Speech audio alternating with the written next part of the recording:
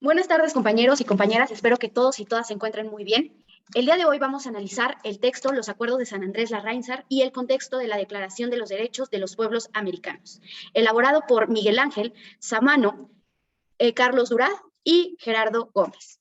A continuación, vamos a hablar un poquito de esta introducción, la cual nos menciona: la población indígena en México sigue siendo importante por los aportes sociales, culturales, ambientales y tecnologías sustentables. En el territorio mexicano existían en 1990, cuando menos, 8.709.688 mexicanos indígenas, lo que corresponde al 10.7% de la población del país, que según el Censo General, la población y vivienda de 1990 era de 81.249.645 habitantes. En el mismo censo se refería que 5.282.327 individuos de 5 años y mayores de esa edad hablaban alguna lengua indígena, a lo cual agregaban 1.129.625 menores de 5 años que pertenecían a familias hablantes de alguna lengua indígena. Los estados con más indígenas, como podemos ver en esta imagen, es Oaxaca, Veracruz, Chiapas, Puebla, Yucatán, Hidalgo y Guerrero. Las actividades económicas principales de estos pueblos son la agricultura, la pesca, la recolección y el aprovechamiento de los bosques. Ahora, a continuación, vamos a hablar de este apartado titulado Los Acuerdos de San Andrés, Pacto Social Político No Cumplido. Los acuerdos de San Andrés Larraínzar tienen importancia política e histórica para México, ya que después de 500 años se realiza un pacto de los pueblos indígenas que habían estado marginados políticamente en la construcción de la nación mexicana.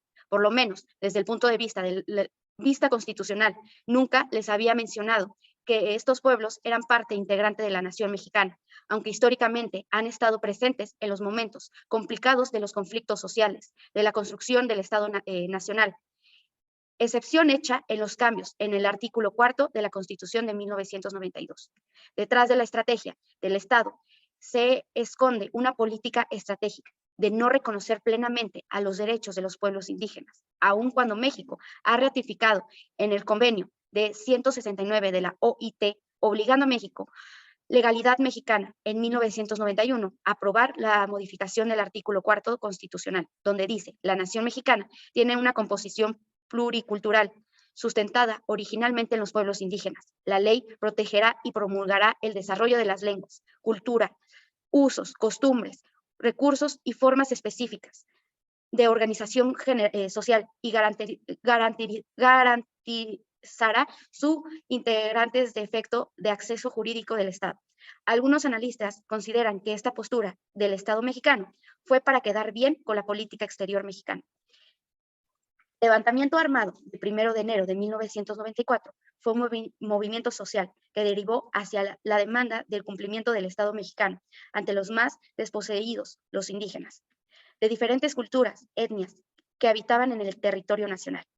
En febrero de 1995, el gobierno federal mexicano trató de resolver el conflicto en Chiapas, lanzando una ofensiva militar, derrotar al movimiento zapatista. Pero un mes después se declaró una ley para el diálogo y la reconciliación de en Chiapas, de la cual la Comisión Concordia y Pacificación, mejor conocida como la COCOPA, reconoció la Comisión Nacional de Intermediación coordinada por el obispo de San Cristóbal, Samuel Ruiz, como instancia mediadora. Al parecer, el gobierno mexicano estaba adoptando la vía del diálogo y la negociación en un lugar de confrontación y una salida por la fuerza. Esto llevó a las instituciones de la Mesa para el Diálogo, y el primer tema se abordó en octubre de 1995. Fue los derechos y la cultura indígena. Gobierno federal y el EZLN, se lograron los primeros acuerdos que se firmaron, es decir, que se pactaron. Apuntaba hacia la modificación constitucional de la materia de los derechos indígenas, donde comprometía al gobierno federal mexicano a reconocer autonomía, la libre determinación y autogestión de los pueblos indígenas mediante: 1. Reconocer a los pueblos indígenas en la Comisión General. 2. Ampliar participación y representación política. 3. Garantizar acceso al pleno de justicia. 4, promover la manifestación cultural. 5, asegurar educación y capacitación. 6, garantizar satisfactoriamente las necesidades básicas. 7, impulsar y producción de empleo. 8, proteger a los indígenas migrantes, en el espacio que se trataba de establecer una nueva relación entre el Estado y los pueblos indígenas, reconociendo la constitución política de los derechos políticos, jurídicos, sociales, económicos y culturales. Una de las partes que aceptó el gobierno federal mexicano pidió 15 días para consultar a especialistas de la materia constitucional y la respuesta fue negativa. El presidente de la República presentó una contrapropuesta para cumplir los acuerdos de San Andrés, pero esto implica el incumplimiento de un convenio internacional ratificado por México, como lo es el 169 de la OIT. En marzo de 1999, los zapatistas convocaron a la sociedad civil para participar en una consulta a nivel nacional sobre los acuerdos de San Andrés, los derechos y la cultura indígena, logrando una legitimidad de más de 3,5 millones de ciudadanos, en la mayoría mestizos, demandando al Poder Legislativo y Ejecutivo que tomaran cartas en el asunto y se cumplieran los acuerdos firmados. A pesar de la opinión pública, los acuerdos siguen sin cumplirse y para el 2000 no era punto importante de la agenda nacional. La autodeterminación de los pueblos indígenas tiene que ver con las formas de organización social, con las costumbres, tradiciones y dentro de la autonomía que está implicada la autonomía que permite las formas de organización social. Sin embargo, el no cumplimiento de los acuerdos ha llevado a situaciones, hostigamientos, de militarización y intranquilidad en los pueblos indígenas de Chiapas. Valga recordar la importancia, a partir de los años 90, dio el Banco Mundial la necesidad de reconocer ciertos derechos de los pueblos indígenas. También aquí trataremos en esta parte la utopía de estos nuevos sujetos sociales, los pueblos indígenas. Lo construye y la reivindicación de los derechos históricos, jugando un papel significativo en el proyecto de la Declaración Americana de los Derechos Indígenas. En el aspecto de la utopía se ubica la lucha de espacio del territorio en el que los pueblos indígenas buscan una incorporación. Para finalizar, también hay que reflexionar la proposición para superar las diferentes condiciones y confrontaciones sociales internas, reconocer los derechos de los pueblos indios y el contexto de una nación mestiza, pluriétnica y pluricultural. A continuación, vamos a escuchar una entrevista que pude conseguir con una persona que integra este grupo de los zapatistas. Muchísimas gracias y espero que sea de su agrado. Hola, mi nombre es Martín, soy exmiembro de la Escuelita Zapatista, por ahí del año 2003, en la comunidad de Altamirano, Chiapas. Bien, la primera pregunta...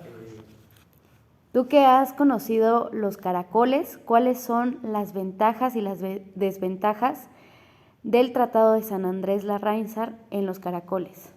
Bien, pues el Tratado de San Andrés en un principio se vio como la paz y la justicia por parte del gobierno y el Ejército Zapatista de Liberación Nacional, el EZLN, por lo cual en este tratado los antecedentes venían siendo la discriminación, la falta de atención a estos pueblos indígenas, que en su momento tenían la voz para argumentar los problemas que sucedían en sus gobiernos, a falta de que había una buena implementación en sus recursos económicos, tanto como explotaban los recursos y los manejaban mal, los repartían mal. Entonces, parte de eso fue el antecedente.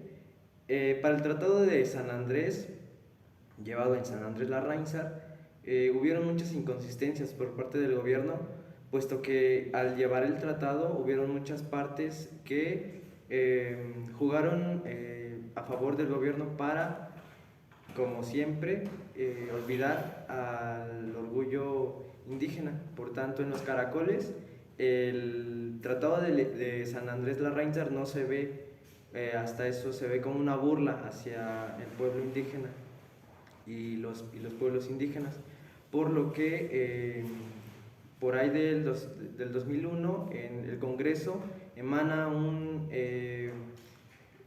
nuevo documento de los tratados de San Andrés. Entonces ahí el ZLN ve que no cumplen con la desmilitarización de los pueblos, por lo cual la militarización sigue en auge en los pueblos indios, reprimiendo derechos y amenazando, ¿no? Entonces, parte de lo bueno que fue el Tratado de San Andrés es que los pueblos se volvieron autónomos, aparecen los caracoles y la organización empieza a ser ya de la comunidad y de la gente que la integra. Ok, la segunda pregunta es, ¿cómo es la administración política en los caracoles? No sé si también puedas hacer una comparación. Okay. Sí, respecto al Tratado de San Andrés, puesto que no se respetó junto con el gobierno, puesto que ellos no respetaban los acuerdos. Entonces, la llegada de los caracoles viene a ser la autonomía de estos pueblos, en el sentido de que ellos se gobiernan por la Junta de Buen Gobierno. ¿Qué quiere decir? Que la Junta está hecha por los principados de la comunidad. Esto quiere decir que todas las decisiones son a base de usos y costumbres de la población. Dependiendo a los caracoles, a qué tipo de caracol nos estamos refiriendo o a qué número de caracol nos referimos, el gobierno viene desde la Junta de Buen Gobierno, las instancias médicas, así como el comité de organización para los eventos. Entonces, de esa manera se organiza los caracoles, y la diferencia que puede haber entre un gobierno pues normal, ¿no? Como de las ciudades, y un gobierno hecho por comunidades autónomas, pues es la convivencia, la justicia y la democracia, puesto que en los pueblos mayas y indígenas de la región zapatista, la democracia es algo que se lleva de la mejor manera, o bueno, intentan hacer un papel justo, ¿no? En el sentido de que no hay transparencia y no hay personas ajenas a la comunidad que entren para organizar o para ir comandando, liderando la comunidad. De esa manera yo veo que tanto para la ciudad como para los pueblos indios, el hecho de ser autónomos viene a ser una independencia por parte del gobierno, ¿no? Aunque hay también momentos en donde la organización puede fluctuarse, ¿no? Por distintas perspectivas, distintos puntos de vista, puesto que ahí todos emanan sus comentarios, ¿no? Entonces es una buena forma de aplicar la justicia y el libre albedrío por parte de todos los ciudadanos, todos los zapatistas en los caracoles, y pues, la democracia, ¿no? que se dé de manera transparente. Eso en sí creo que es lo que diferencia del gobierno zapatista en los caracoles del gobierno que pues encontramos en las presidencias, o bueno, el Estado.